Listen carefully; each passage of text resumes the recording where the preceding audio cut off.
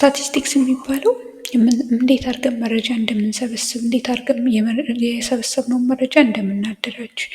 እንዲሁም እንዴት አድርገን አይን በሚስብ መልኩ ወይም ስራችንን በደንብ በሚያቀል የምንፈልገው ነጥብ በደንብ እንዲታይ ነጥሮ እንዲወጣ በሚያደርግ መልኩ ፕሬዘንት እንደምናደርግ እንዲሁም ከዛ ደግሞ ካዘጋጀነው ዳታ ደግሞ ካዘጋጀነው ፕሬዘንቴሽን ደግሞ ምን አይነት ትርጉም መስጠት እንደምንችል የሚያሳየን ነው። የሚያሳየን እንዴት እንደምናደርግ የሚያሳየን አይነት ሳይንስ ነው እና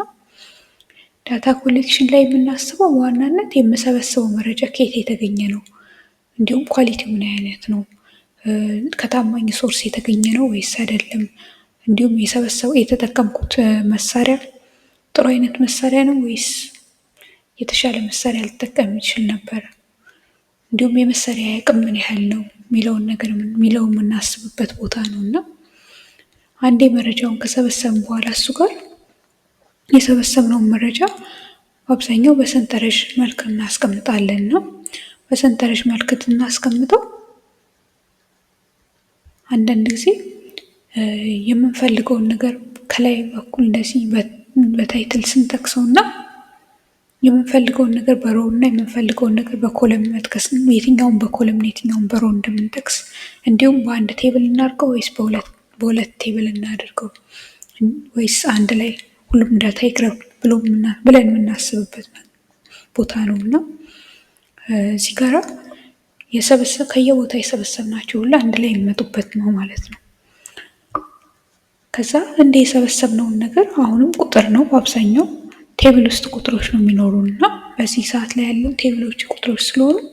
ከሱ ይልቅ የሚታይ ነገር ሲታይ ወዲያው በአይናችን አይተን ትንሽ ግንዛቤ የምናገኝበት ነገር እንደ ግራፍ አይነት ወይም ሂስቶግራም፣ ፓይቻርት እንደሱ አይነት ነገር ስናደርገው ደግሞ ላይን በሚስብ መልኩ ስናቀርበው ፕሬዘንቴሽን ይባላል ነው። ፕሬዘንቴሽናችን የሚያካትተው እሱን ነው እና በመሰረቱ ቁጥሮችን ከማየት ይልቅ ይሄኛውን ማየት ይቀላል ቶሎ ለመረዳት እና ፕሬዘንቴሽን ፋሲሊቴት ያደርግልናል ማለት ነው መረዳታችንን። እንግዲህ ይሄውላ ነገር ይሄውላ ቦታ ከደረስን በኋላ ይሄውላ ከተለፋ በኋላ ከዛ ዳታ ውስጥ ደግሞ ከተሰበሰቡ መረጃ ውስጥ ያገኘነው ፍሬ ሀሳብ እንዲሁም ያገኘነው ውጤት ምን እንደሆነ ስናስብ ትርጉም ስንሰጠው ማለት ነው አናላይዝ አደረግነው ይባላል።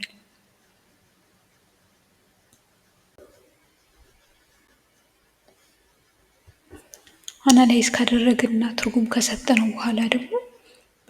በተሰጠው ትርጉም ላይ ደግሞ ተመስርቶ ውሳኔ ስንወስድ ይሄኛውን እናደርግ እንግዲያውስ እንደዚህ እናደርግ ተብሎ ውሳኔ ሲሰጥበት በመረጃው ላይ ተመርኩሶ ኢንተርፕሪቴሽን ይባላል።